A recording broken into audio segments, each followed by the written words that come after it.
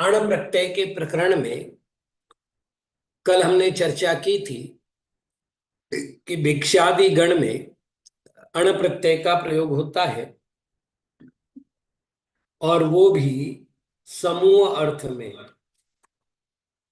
तो जैसे करीषाणाम समूह, करीष धन अण,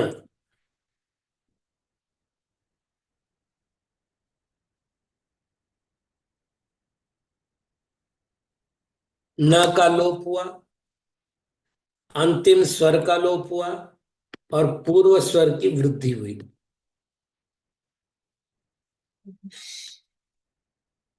तो ये बना कारिश। और जैसा कि कल बताया गया है कि समूहवाचक में नपुंसक लिंग का प्रयोग होता है, तो कारिशम। दक्षिणाणाम समूह, दक्षिण धन अण,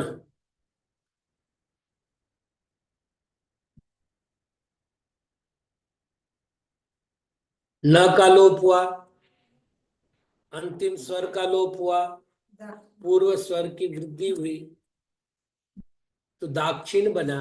और नपुंसक लिंग एक वचन में दाक्षिणम बना। इसी प्रकार सहस्त्राणाम समूह, सहस्र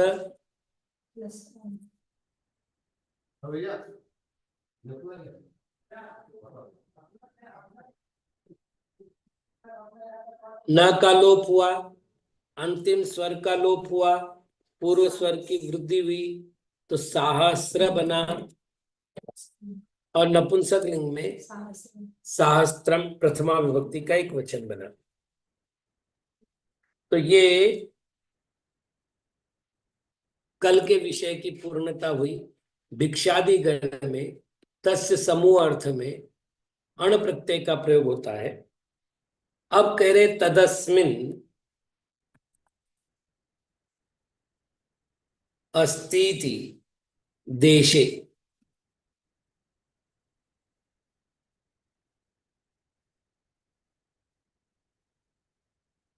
वह इस देश में है, इस अर्थ में भी अण प्रत्यय का प्रयोग होता है। शर्त क्या है? तो प्रकृति प्रत्यय समुदायात्मक तत्व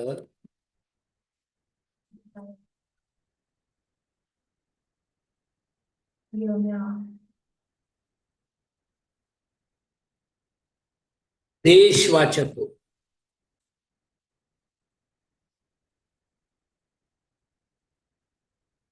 इस वाक्य को पहले अपन समझ लेते हैं। सामान्य रूप से अपन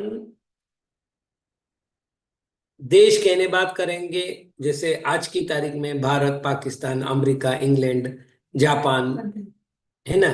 यहाँ देश का अर्थ क्षेत्र विशेष करना है। और क्षेत्र विशेष जब करेंगे तो उसमें नगर भी आ जाएगा, पर्वत भी आ जाएगा,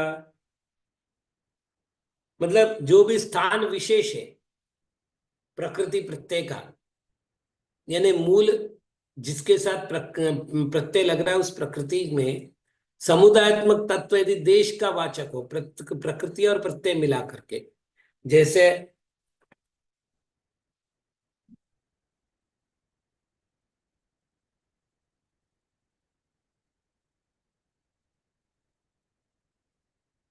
उदुम्बराः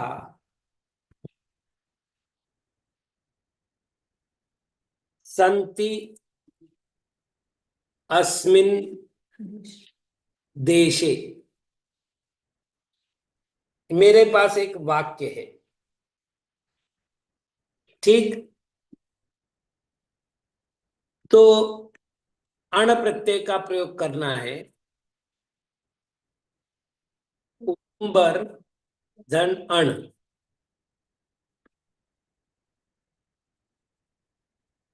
न का लोप हुआ, अंतिम स्वर का लोप हुआ और पूर्व स्वर की वृद्धि हुई। ठीक, तो ये बना औदुंबर। अब प्रश्न है यहाँ काय का प्रयोग हुआ है, तो देश का प्रयोग हुआ है। देश पुल्लिंग शब्द है, तो औदुंबर देश। अब संधि का नियम लगा दो तो विसर्ग का उ हो जाएगा, उ मिलकर के उ हो जाएगा, औदुंबरो देश, ये बनेगा। ठीक, वल्वजा संति अस्मिन् पर्वते,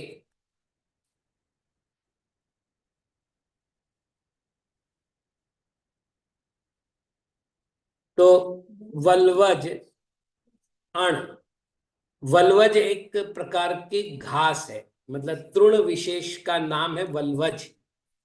अब वनस्पतियों के नाम तो अपन जानते हैं, ऐसे घास की भी कई प्रकार की जातियां हैं। हाँ, तो ये वल्वज नाम के एक तृण विशेष है। तो हमने कहा वल्वज धन अण, न का लोप हुआ, ज के अंतिम स्वर का लोप हुआ और व का वा हो गया, वाल्वज हुआ। ठीक, पर्वतः, क्यों, पर्वत तो पुल्लिंग होगा ना, पक्का ना, देखना पड़ेगा, पुल्लिंग है, इसलिए ये भी पुल्लिंग हो जाएगा। वाल्वज पर्वतः, तृण विशेष से भरा हुआ ये पर्वत है। पर्वताः सन्ति अस्मिन् नगरे, जैसे राजगृही है तो पंचशैलपुर कहते हैं क्योंकि उसमें 5 पर्वत है। तो पर्वता संति अस्मिन् नगरे, तो पर्वत धन अण,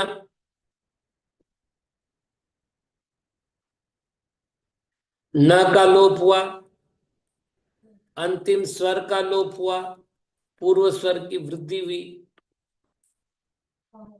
पार्वतः नगरः। अब केवल ये है, पंचम वर्ण होने से इसका पार्वतो नगर हो जाएगा संधि के नियमानुसार। तो कहने का तात्पर्य है कि संति अस्मिन् देशे, इस अर्थ में अण प्रत्यय का प्रयोग हो सकता है। अब आपको याद हो तो जैसे नागपुर है, संतरे के लिए प्रसिद्ध है, रत्नागिरी है, हापुस आम के लिए प्रसिद्ध है, ऐसे ही बीड़ है, पेड़े के लिए प्रसिद्ध है। तो अलग अलग स्थान अलग अलग के लिए प्रसिद्ध है। यदि उनके स्थान पर हमें कभी कोई प्रयोग करना पड़े वो बताने के लिए, तो हम आराम से अण प्रत्यय का प्रयोग करके अपनी बात को कह सकते हैं। आगे, तेन निवृत्तम,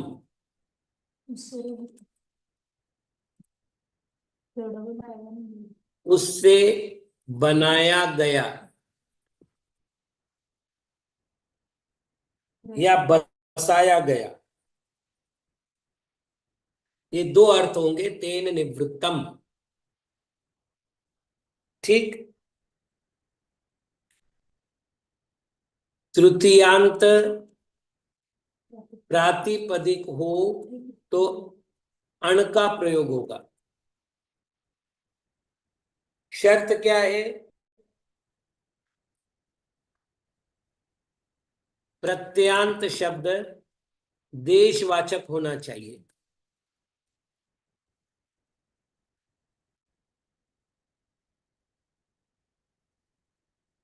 जैसे कुशाम्बेन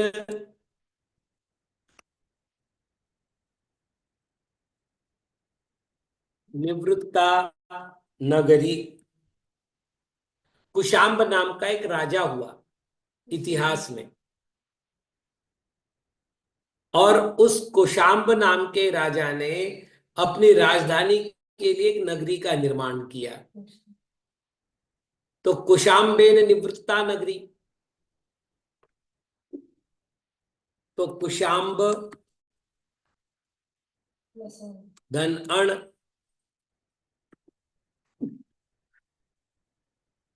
अंतिम स्वर का लोप हुआ, न का लोप हुआ, अंतिम स्वर का लोप हुआ, और को की वृद्धि होने के कारण कौ हो गया, तो ये बना कौशाम्ब।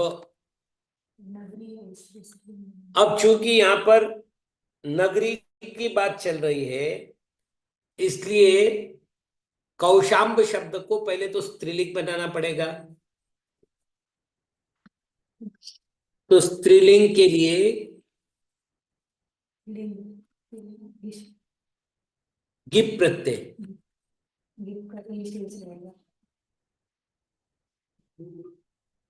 तो कौशाम्ब धन गिप, गिप का केवल ई शेष रहता है, तो कौशाम्ब धन ई, अंतिम स्वर का लोप होगा, कौशाम्ब धन ई, और रिजल्ट होगा कौशाम्बी। आगे नगरी, क्योंकि अपन ने क्या लिखा है, कौशाम्बेन निवृत्ता नगरी, तो कौशाम्बेन निवृत्ता कौशाम्बी, क्योंकि नगरी का विशेषण है इसलिए स्त्रीलिंग कर दिया। नहीं, अमरावती फिर अण कैसे कहाँ लगा?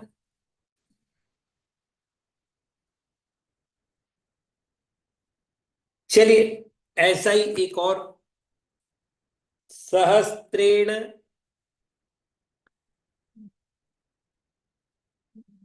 निवृत्ता परिखा। 1000 स्वर्ण मुद्रा से बनाई गई खाई, अथवा 1000 लोगों के द्वारा बनाई गई खाई, दोनों भी कर सकते हैं। तो इसमें हो गया सहस्त्र धन अण,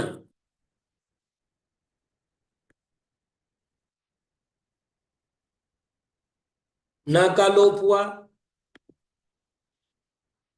अंतिम स्वर का लोप हुआ, पूर्व स्वर की वृद्धि हुई, और ये बना सहस्त्र। ठीक, चूंकि परिखा स्त्रीलिंग है, इसलिए स्त्रीलिंग के इसमें गिप प्रत्यय लगा दिया। अब वापिस वापिस पूरी प्रक्रिया नहीं कर रहा हूं, तो मैं सीधा लिखता हूं सहस्त्री परिखा। परिखा,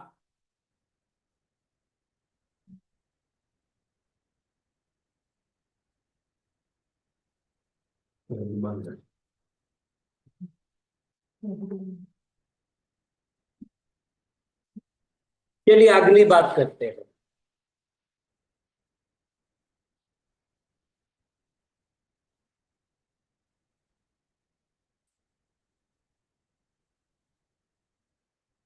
तस्य निवासः,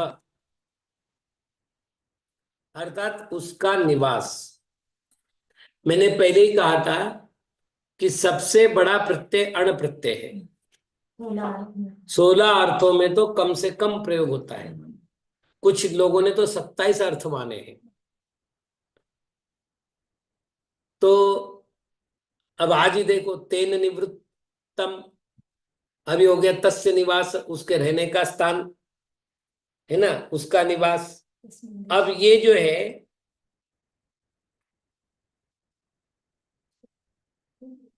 षष्ट्यंत प्रातिपदिक हो और देश का नाम हो,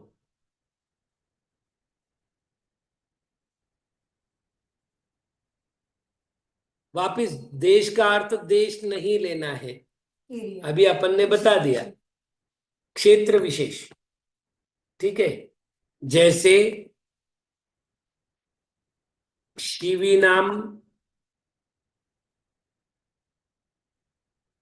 निवासो देशः। इतिहास में शिवी बोल करके एक राजा हुआ, उसके निवास का क्षेत्र, उसके राजपुत्र वगैरह पूरा मतलब शिवी वंश समझ लो, उस शिवी वंश का जो निवास वाला देश है। ठीक, तो शिवी धन अण,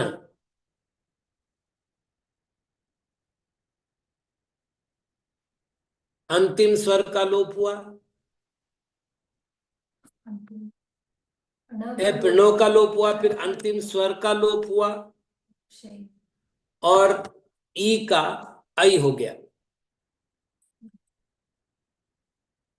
शैव बना। शैव बना।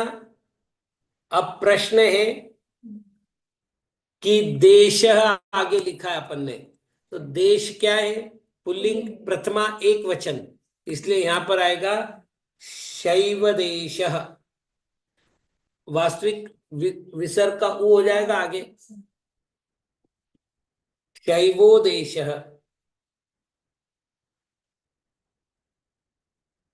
उदिष्टानाम निवासो देश, कुल, तो उदिष्ट धन अण,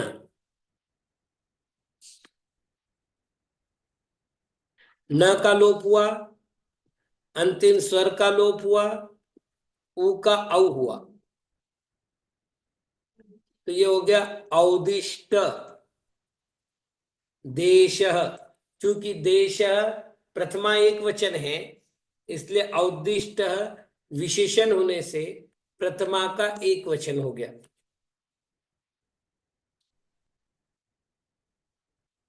रुजुनावाम निवासो देश, तो होगा रुजुनाव धन अण।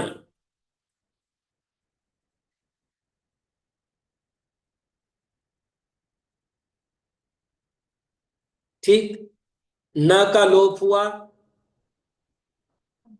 अंतिम स्वर का लोप हुआ और री की वृद्धि होती है आर।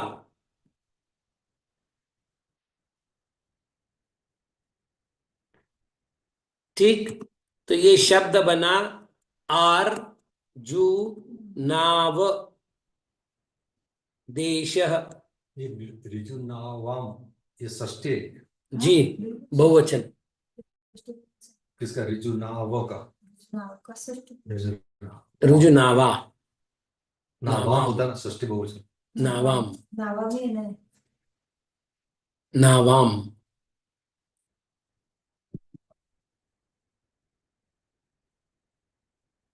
तो ये हुआ। अब एक और बात, अदूर्भवम, अदूर्भव यानी निकट होने वाला। संस्कृत की बड़ी विशेषता है, निकट, समीप इत्यादि विधेयात्मक शब्द बने तो निषेधात्मक शब्द भी बना, न दूरः अदूरः, और न के आगे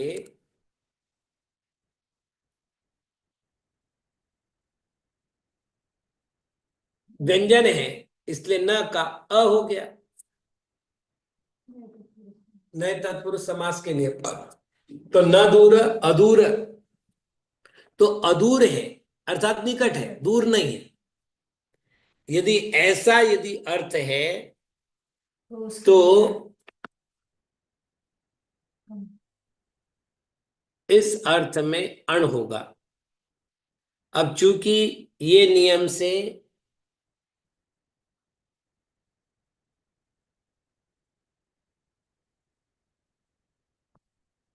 षष्ट्यंत प्रातिपदिक होगा और देशवाचक होगा।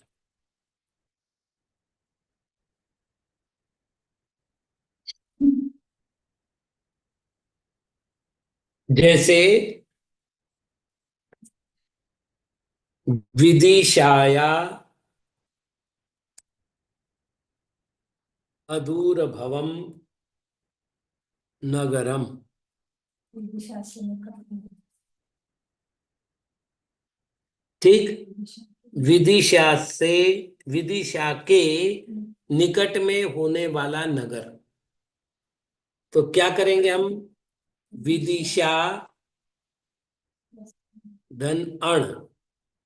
ये विदिशाया, भैया पहली बात विदिशाया नहीं है, विदिशायाः है। वो आगे उसके कारण चूंकि आगे अ है इसलिए विसर्ग का लोप हो गया है। यदि पहले अ को छोड़कर के अन्य स्वर हो तो विसर्ग का लोप होता है। हो गया। तो न का लोप हुआ, आ का लोप, ये हो गया वही, वी का वही, तो ये हो गया वैदिश, है ना। आगे है नगरम, शम नगर इसलिए ये भी हो जाएगा वैदिशम नगरम। विशेषण के अनुसार इसकी प्रक्रिया हो जाएगी। हीमवतो दूरभवम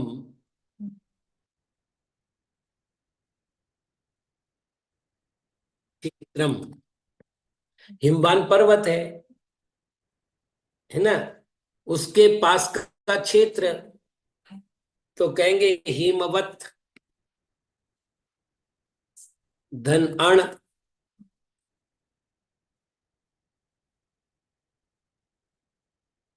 न का लोप हुआ, अंतिम स्वर का लोप हुआ और ही का हई हुआ, तो ये बना हिमवत। और आगे क्षेत्रम, चूंकि ये नपुंसक लिंग का प्रयोग है इसलिए ये भी हिमवतम हो गया। पाया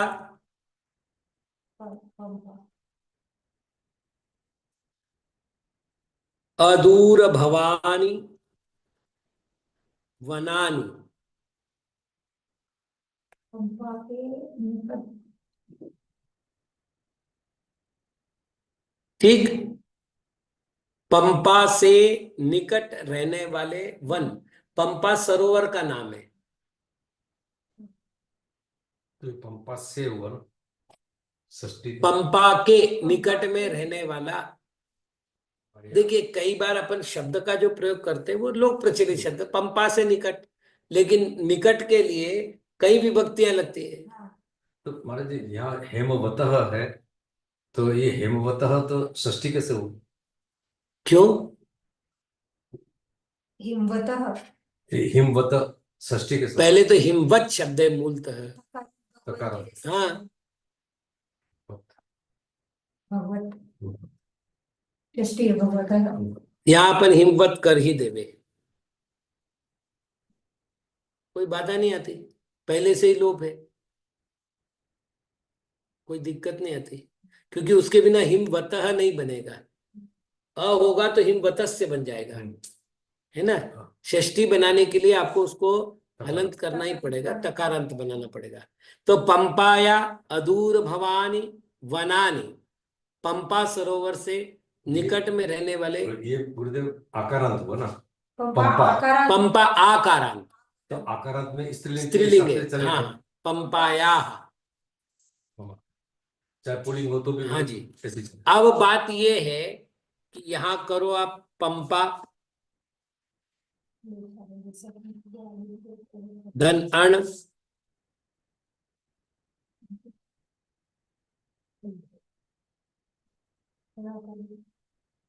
न का लोप करना है, अंतिम स्वर का लोप। अंतिम स्वर का लोप करना है, पूर्व स्वर की वृद्धि करनी है। पाम, तो ये बना पाम्प। अब थोड़ी सी सावधानी, यहाँ शब्द है हमारे पास वनानी। तो वनानी क्या है? नपुंसक लिंग, प्रथमा विभक्ति या द्वितीय विभक्ति, बहुवचन, है ना। अपन प्रथमा ही मानो, क्योंकि अभी तक अपन प्रथमा के साथ ही प्रयोग कर रहे हैं। तो पाम्प वनानी नहीं आएगा, पानी तो वनानी, पाम्पानी वनानी। पानी विशेष। वापिस एक बार, नगरम के साथ वैदिशम किया था, क्योंकि नगरम नपुंसक लिंगी शब्द था। हेमवतम क्षेत्रम किया था, क्योंकि वहां पर क्षेत्र एक वचन नपुंसक लिंग, यहाँ वन बहुवचन। इसलिए नपुंसकलिंग बहुवचन। तो जो इसका वचन होगा वो इसका वचन भी नहीं होगा। आज का अंतिम नियम, जनपद वाच्य होने पर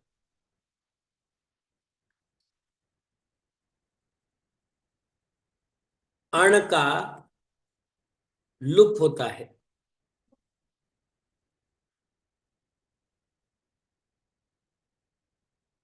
ठीक। अब थोड़ा सा एक नियम ध्यान रखना, लुप कहो या लोप कहो कोई खास बात नहीं है। अदर्शनम लोप है, दिखता नहीं है। तो लुप प्रत्यय के भी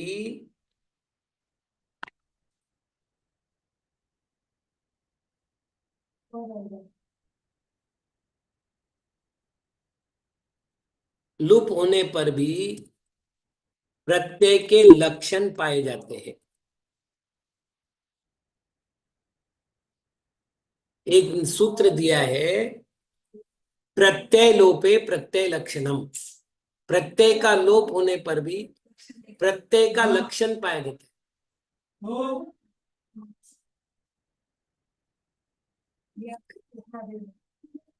सूचना करें। गणेश महाराज का, चलिए, मतलब प्रत्यय लुप हो तो भी प्रत्यय का लक्षण पाया जाता है।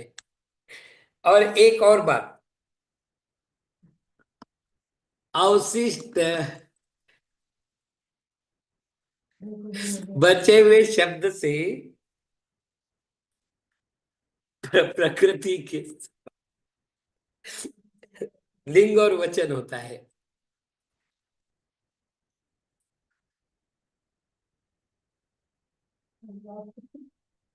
चलिए, ये दो बातें ध्यान रखने, मतलब प्रत्यय का लुप हो गया, होने दो, उसका जो लिंग होगा, उसका जो वचन होगा, वो वैसा की वैसा रहेगा, क्योंकि प्रत्यय लोप होने के बाद उसके लक्षण का लोप नहीं होता। इस विषय में विशेष चर्चा अगली कक्षा में करेंगे। ओम नमः। कौन कहाँ